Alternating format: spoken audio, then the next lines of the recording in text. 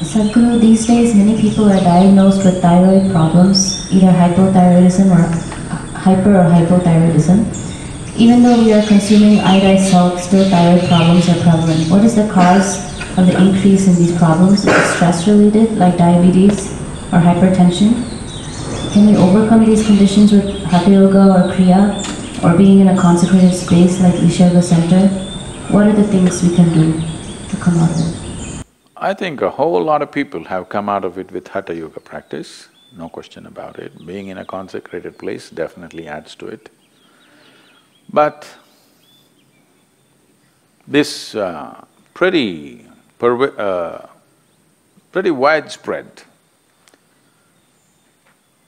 manifestation of thyroid imbalance. So we must understand this. What you're calling as thyroid, in yoga we don't look at the glands like that. But medically, what you're calling as thyroid is that secretion within you which is trying to calibrate your system on a daily basis. It's just calibrating how much digestion should happen, how much energy should be produced, how much fat should be produced, how much muscle should be built, everything. It's trying to calibrate your physical structure. Your physical structure is very closely related to your psychological structure. Today, there is substantial evidence to show you that if you sit here and think of the mountain, your glandular function will happen in a certain way. If you think about a tiger, it'll happen another way. You think about an ocean, it'll happen another way. You think of a man or a woman, it'll happen another way. Just a thought, nothing. No contact with mountain, no contact with tiger, no contact with man, woman or ocean. Just a thought will fluctuate the glandular function. I'm saying that is how fine the system is, that it is trying to calibrate everything to keep you in a good place. The problem with you is, you need a bullock cart because you are the missing link. You need a bullock cart, but they gave you a fine spaceship. Every little thing will do a world of things. Simply if you touch it, go boom, waves of stuff happening in the system. Simply if you look like this and make one conclusion about the tree, this will go into many varieties of chemical and other kinds of variations. Glandular functions will change. Wherever you may be, whether you're in Mumbai or New York or London, wherever, just look at the situation in which you're walking. Maybe socially you've gotten used to those things, but look at the kind of atmosphere you're walking in, the number of things that are happening, none of them are conducive for this life. You might have gotten adjusted to it. Maybe now you can't live out of those cities, that's another matter. But the life that you are is not seeking that kind of atmosphere. So the number of variations that are happening within you are not in your favor. Glandular dysfunction is just one manifestation. A very highly calibrated function of glandular function, one thing is the thyroid. It's easily noticeable. The first thing, your physiological and psychological parameters get thrown off a bit simply because disturbance. And another dimension is what's the disturbance that's happening from within you, your own psychological patterns. Another dimension of disturbance is what kind of food is getting into you. There is no way you can eat anything today which is not chemically infested. If you're eating very organic food, it's little organic chemicals they're using. It's come to that place. It's very difficult to eat something that's just grown in the wild forest, you can pluck out something and eat. That's very, very little, not even a small percentage of people are capable of eating that anymore. It's all from the marketplace. And what goes into the marketplace is all about more, not about what. And also this, in this country, all these things are gone now, don't worry. My grandmother, every day the vegetable seller, they used to come home with a basket. Just then in the morning they would have plucked, by 7:38 they're at the doorstep. When they come, and she will look at this, when she wants to buy it, she won't allow the vegetable seller to touch the vegetables. They plucked and brought it. It's fresh, just now it's come off the plant. But if it has to go into the balance or if she has to choose 1, 2, 3, 4 like this, she won't let them touch it. You don't touch my vegetables.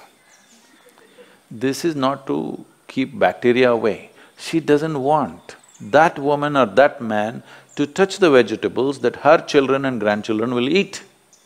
She will touch it in a certain way. She will fondle it, she'll caress it, she'll look at it like this, and then she will cut it and make it. Don't think this is all funny.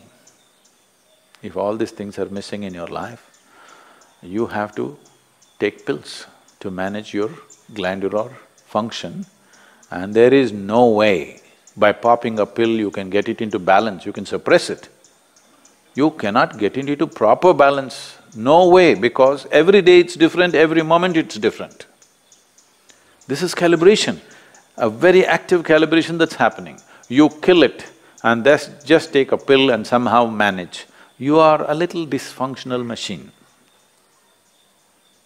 With this dysfunctional machine will manifest in so many ways, and you will only know it when you stretch it. When you're living with minimal stuff, it won't show up. It's like this. See, even if you have a flat tire on your car, at 20 kilometers you can drive home,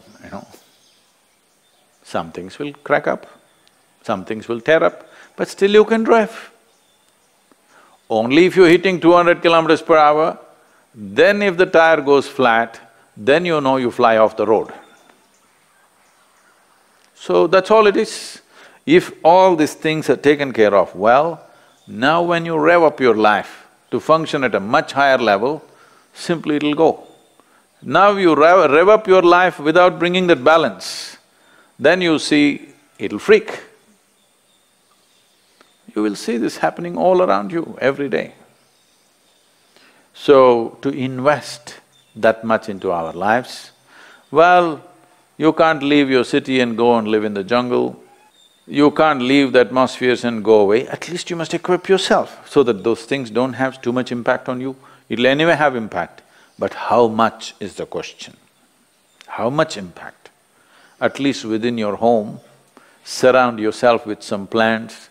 If there is no space, fill your room. This is going to have some freaky bedrooms. Open up half the roof. Oh, but there's another floor above, Sadhguru. Okay, open up the damn walls so that some sunlight comes into you. Yes. Not everything is closed and just one air conditioner is going brrrr all the time. This is one thing, the reverberations around you are freaking this body completely, all the time, brrrr. Particularly when I'm outside the country, particularly in United States. Even in Europe it's a little better. In United States, all the time something is buzzing, endlessly. When I come here, it's like, just still, which makes you alive. Everything is buzzing, you're like Most people are not conscious of it, but it's happening to them. The very fact that they're sleeping 8 hours a day is just that they are not living in their natural habitat. They are trying to protect themselves by sleeping. So, to protect yourself from disease, to protect yourself from mental illnesses, to protect yourself from all kinds of imbalances, you sleep 8, 10 hours a day. This is half your life, you're dead. Death is always a good fix. But that's not the fix we are looking for. We are looking for a life fix, not an end fix. If you end something, it is fixed, isn't it? Fixed or no? Fixed, but not the way we want. We want to be here, alive and be fully fixed. So if this has to happen, you can. I know you may look freaky, even I will think you're freaky. But you can bring some plant life into place where you sleep. When you walk, you must always be conscious of the life other than human life. Most people are not even conscious of the human beings, so I'm reminding you, you must be conscious of everything that is alive. A tree, a plant, a blade of grass, a grasshopper hopping, and the people that you don't like are passing by. All kinds of things. You must be alive to everything. Don't need to do any, oh, I love the tree. You don't have to love the tree. You have to be nourished by it. That's the only way to live. You like it or not, it's nourishing you right now. Consciously, if you do it, everything will work better. Something as simple as being alive to everything around you, indiscriminately, may regularize your thyroid problems. Of course, morning hatha yoga is there, kriyas are there, all these things will definitely help, and the consecrated, powerfully consecrated spaces are there. Many things. One of the main reasons is human beings are becoming less and less active as technology grows. In a day, on an average human being, how much activity, physical activity they used to perform in the past, previous generations of people, and how much physical activity all of us are performing right now is abysmally low. With such a low level of activity, keeping the balance in the system is difficult. So little imbalance, don't go to bed. If you feel little imbalanced, you must jump into activity. Wherever activity is happening with some vigor and joy, you must jump into that activity and do more and more of it if you're feeling sick. Really. Because the moment you go back, you're empowering that. Well, if you're very ill, that's a different thing. But otherwise, you must… we are talking about essentially glandular dysfunction of various kinds. Activity is a simple solution for everything. And don't make activity, for those of you in New York, I'm telling you, don't make activity, you have that health band on your thing. 10 steps, 12 steps. Don't do this, that's not the way to do activity, you may get more sick by doing that. Simply, joyfully doing something. Being joyfully alive. Activity is, if you do not know how to sit here and be exuberantly alive, just go and play. Play a game, run around simply. Just imitate the grasshopper when you're walking. Try. Why not? You never did this? This is the problem with you. When you go now, I want to see you because you're going to walk on the grass. You better grow like a grasshopper. Chuk, chuk, chuk, chuk, chuk. You will see how much aliveness will happen with you. Essentially, your fundamental problem is you have become bloody serious about your life.